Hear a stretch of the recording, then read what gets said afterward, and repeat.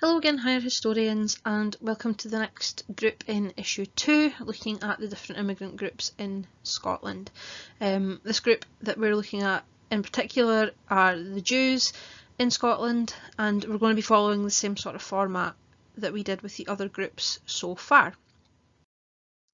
So the task again is to make this mini fact file for the Jews in Scotland. So if you're doing it in your jotter or in a notebook or things like that, again make a new poster page, and if you're making a small A5 booklet you might want to do the same thing, like a new poster page or a new front cover. Again, the things you're going to be taking notes about is the Jewish people in Scotland under reasons for moving to Scotland, where they lived, what they kind of did, so their employment areas, what their housing conditions were like, and what the relationships with the Scots were ultimately like as well.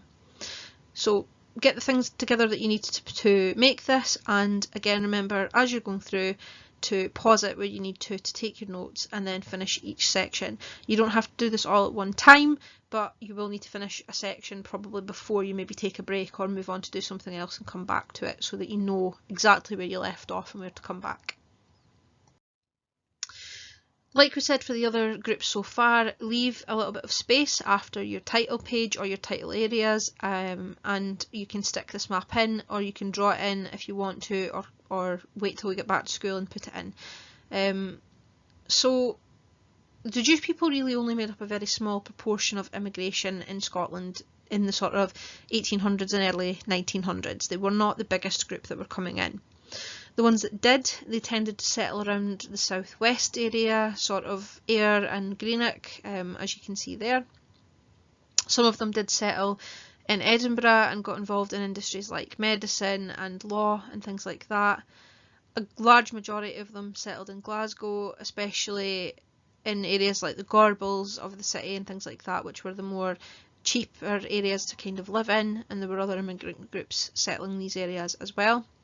And there were a number of them that went to places like Dundee and Aberdeen in the north sort of areas of the country as well, again looking at similar sort of jobs and things that we'll talk about in more detail. So leave a space for this, or make a copy of it if that's what you're wanting to do, or print it out and stick it in, and then we're going to move on to our first heading. So heading number 1 is reasons for moving for these particular groups into Scotland. So for the Jewish people, we're talking about Jewish people that are mainly from Eastern Europe and then later on coming from Germany, and one of the main reasons that they're leaving is because of persecution. There's persecution by pogroms in Russia, so kind of like political persecution in Russian-owned areas, the Russian Empire and things like that, and then later on there will also be persecution by the Nazis. There is a development of better transportation and things as well, which means that they can actually leave their homelands to move to places where there is going to be more opportunity, or just kind of better opportunity for them to kind of get a chance to expand on what they would maybe be able to experience elsewhere. Scotland generally at this point in time then was seen as a much safer place to live than other parts of Europe where Jewish people tended to be. They were originally kind of a nomad group generally, so that you do find a lot of different Jewish communities scattered around Europe. And as sort of persecution starts to develop in these areas, Scotland is seen as a more safer place to live than other parts. Other Jewish immigrants weren't initially aiming for Scotland, just like the Italians and the Irish before them. They saw Scotland as a stopping off point, and they were not actually planning to stay for long. They came here mainly because they were aiming to go to the United States, but they couldn't afford the journey in one go, so Scotland was a really good place to stop off and get some sort of employment opportunity there, and then raise a little bit of money and then go to America from Scotland, which was a common thing for immigrant groups at this point in time.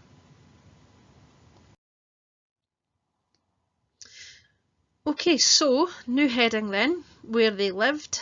So make sure again you put this in a different colour, make sure it stands out. It's really obvious that this is the next section of your notes that you're talking about. So where they lived. generally speaking, it was a small group of immigrants that are coming in. So by the 1930s, Jewish people only actually account for about 10,000 of the country's population in Scotland. It's not a very high particular group. And most of these are, as we said, settling in these areas, but settling in Glasgow, though many of them are going to live all over Scotland, including places like Dundee, Edinburgh, Ayr and Aberdeen. What they did tend to do is they tended to form Jewish communities. So Jewish people ultimately would go wherever there were other Jewish people, because it offered them job opportunities, it offered them a sense of community, and it also offered them a sense of protection. So whenever you find Jewish communities existing, that would tend to be where other Jewish people would move to for these reasons. Within Glasgow, they tended to move to sort of similar locations, and these tended to be in the more impoverished areas, for example the Gorbals areas in Glasgow. And we'll come back to that when we talk about the housing conditions, but realistically it was because it was a cheaper rent place. The conditions weren't great, but the rent was cheap, and a lot of immigrant groups tended to aim for these particular types of areas, not for any other reason than they didn't actually have much of a choice, and it did give them somewhere to live for a cheap price until they could make more money and move someplace else, if that's what they tended to do. So talking about money, new heading, employment opportunities for the Jewish people as they come into Scotland. So new heading for employment, and use the next couple of slides to take notes about that. The Jewish people were known as a people of many skills because they were involved in a large sort of range of occupations in Scotland. Initially they would work as peddlers, going kind of door to door, selling things and things like that. A lot of them worked in what we call the sweated trades or the tailoring industry. Quite often this was very low paid work and had very long hours associated with it. And some also worked in factories in the cities as well, wherever they could actually get a position and a job, which wasn't always easy because of anti-Semitism and reactions from Scottish people, but we'll come back to that in that section.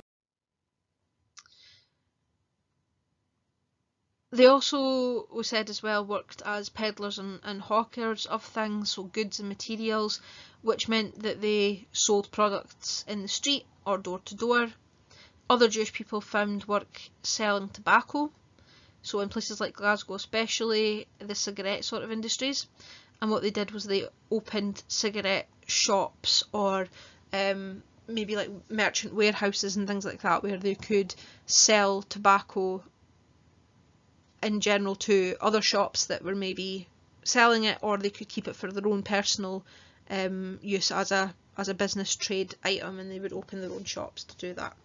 So similar to the Italians, we're talking about a group of people who are really starting businesses and trying to use kind of money and revenue to either go someplace else or to start a business of their own in Scotland.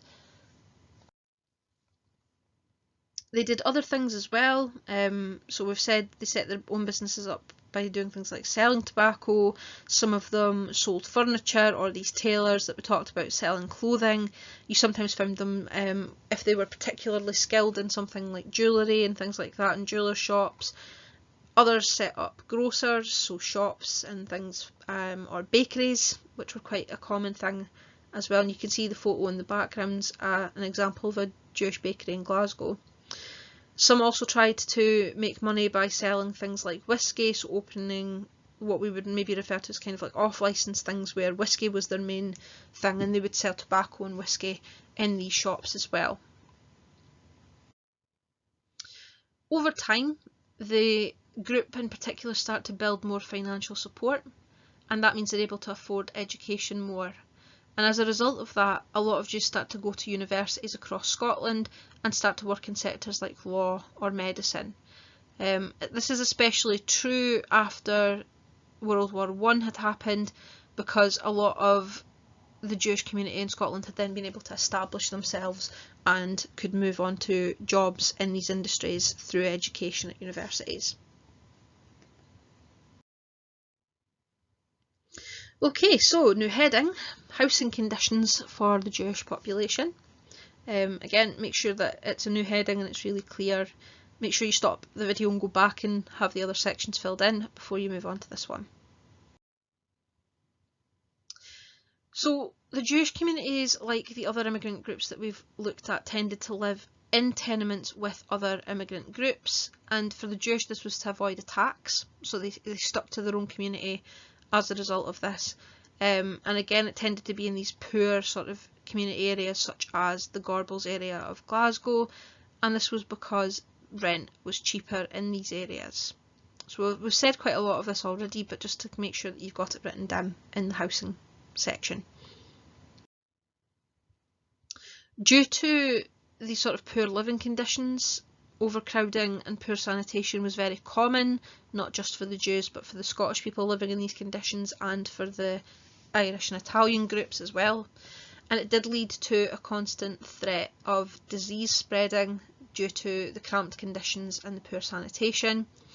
Quite often the Jewish people were used as scapegoats, and a lot of the times if a Jewish community was in one particular area where a disease broke out, they tended to be blamed for the disease being spread, even if it was nothing to do with them. Similar to what we said about the Irish people, that kind of idea of them being unclean and things like that was a very anti-Semitic feeling that did sometimes happen in Scotland. Not an awful lot, but some people did obviously think that.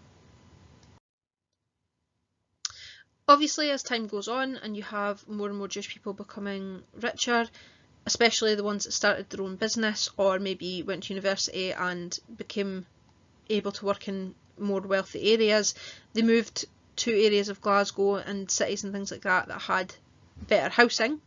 So things like Pollokshiels in the West End had a higher standard of living than the Gorbals areas of Glasgow did, and a lot of these Jewish people with their own businesses did move and improve their living conditions as a result of this. Okay, so new heading then, personal identity. How did they keep their personal identities in Scotland? Again, make sure that you stop the video, go back and fill in the other information, and then start using the next couple of slides to fill this bit. Due to the fact that there was actually very few Jewish people living in Scotland in the early days of immigration, there was a general lack of synagogues, which was the places of worship, or rabbis, which were the people who conducted religious services. So it made it very difficult for Jewish people, at first at least, to continue to practice their particular faith in Scotland, which again, if you think back to the other groups, faith and their religious practice is a very, very important part of their general identity. So this was a serious issue for the Jewish people at this point in time. Later on, as more and more Jewish people come into the city, even though the numbers are still not huge, we have synagogues being built, including one of the oldest, which is actually still in Scotland today, which is in Garneth Hill in Glasgow. That was built in 1879, and you can actually see the photo on this slide is from the inside of the synagogue, and it is still there and still is used by the Jewish community in Glasgow today, and in other places there are still synagogues there. They also eventually would buy grounds that they could then use as a Jewish cemetery so that they could practice their faith, and their burial things and rites would still be able to be used very clearly, so that they would have all of this area for themselves and things as well.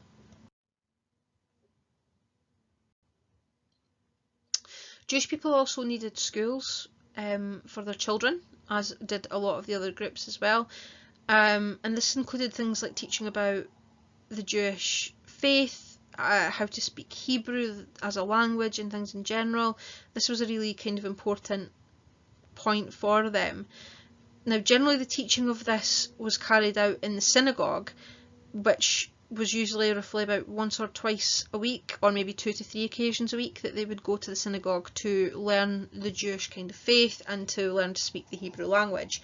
So again, this was a way of trying to pass on their general views and their faith and their customs to their children in Scotland, to make sure that this didn't just disappear. Other ways that they maintained the Jewish identity was through things like the language that they spoke. so they spoke Yiddish within their own communities, and there were groups that were actually set up including different newspapers. You can see the Jewish Echo, which was quite a common newspaper in Scotland, and also Jewish loan companies and things like that who would help anyone who was Jewish trying to start a business. They would be able to go to these Jewish loan companies to start their business, and again it was a really clear link back to the idea of being Jewish and being part of this particular community that kept their personal identities going. Okay, longest section then here we've got is the relations with the Scots. So new heading, and make sure again that you filled on the information for the other groups, areas, and make sure that you use the next couple of slides to put some information about how they got on with Scottish people. Now, generally because the Jews were a relatively small group in Scotland, they tended to face a lot less discrimination than maybe some of the other immigrant groups. Say for example the Catholic Irish actually got. And at this point in time some historians have actually argued that the sheer anti-Catholic views that existed in the Protestant Scotland community against the Catholic Irish, the Italians and the Lithuanians as well, which we'll come back to, meant that this idea of the Jewish faith was almost kind of shielded. So there wasn't a lot of anti-Semitism in existence in Scotland, which again made it a very safe place for the Jewish community to move to in Europe. But it didn't mean to say that there was no anti-Semitism at all. So they were kind of less discriminated against, but there was some discrimination that still existed as well.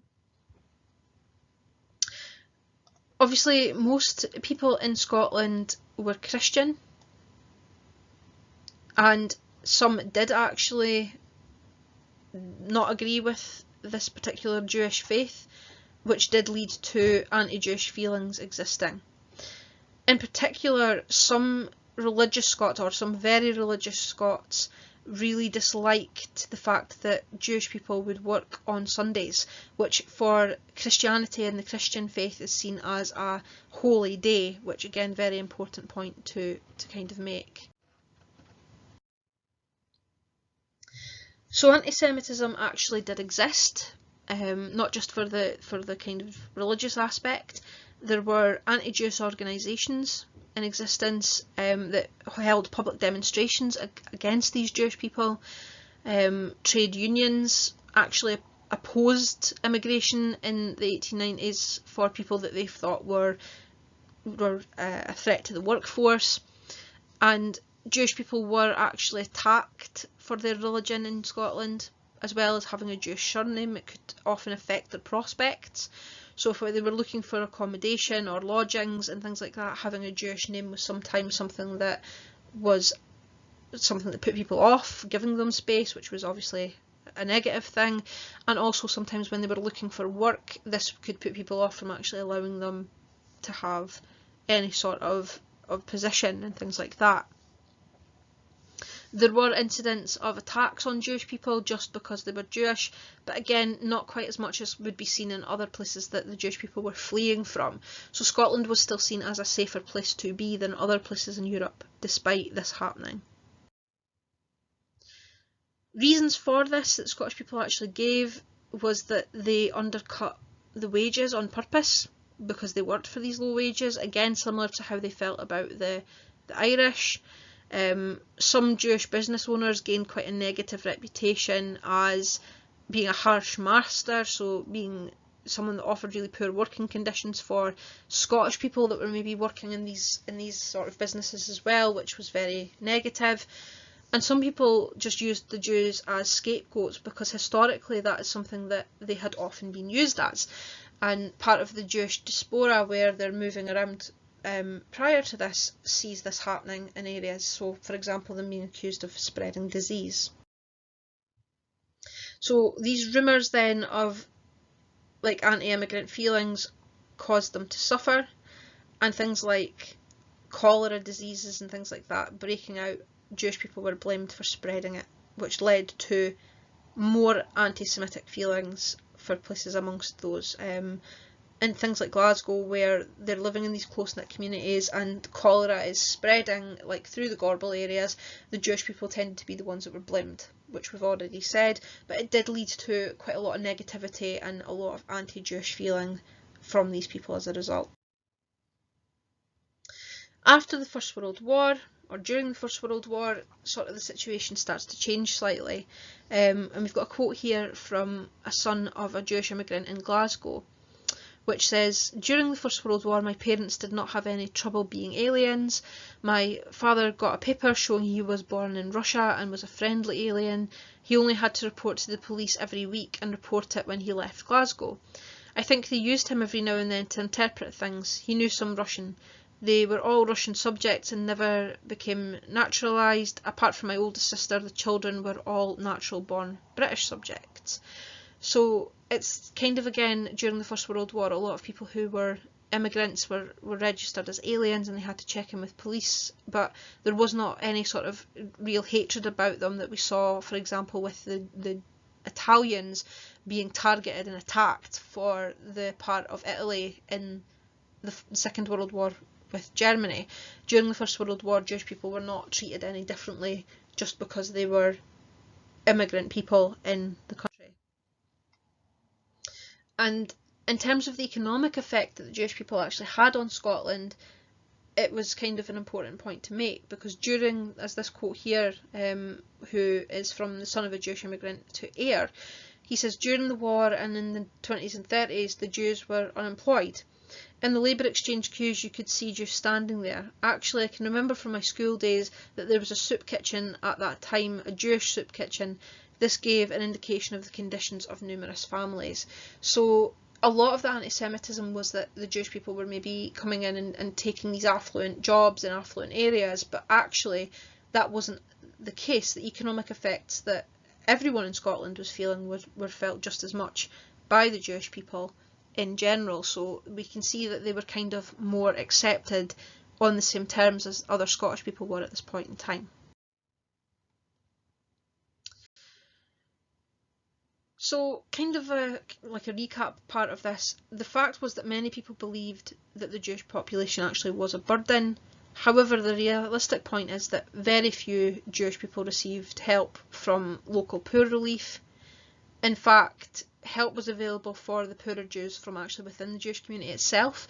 So the Glasgow Jewish Board of Guardians and the Hebrew Ladies Benevolent Society would be the particular groups that would pick up any Jewish people that were on hard times and would help support them.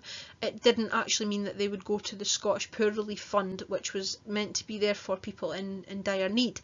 That was something that a lot of people in Scotland were really against seeing immigrants take from, and they generally thought that that's what was happening. As a result of these kind of mixed reactions to them, the Jewish people tended to live quite a self-contained and independent sort of existence. They were well organised, but a lot of times they were poor, and they were tolerated, but they were not really accepted into Scottish society. However, because the numbers were relatively small and quite contained, the Scottish people at mass really were not concerned with the Jewish immigrants in the same way that they would have been concerned with the Irish, for example. So, that's all the information about the Jewish people. Make sure that you go back and you pause after each section and fill in your fact file about the Jews, and any questions that you have or comments that you maybe want to make, drop them into your class team and we can have a chat about them there. Thank you for your attention and good luck with your fact file.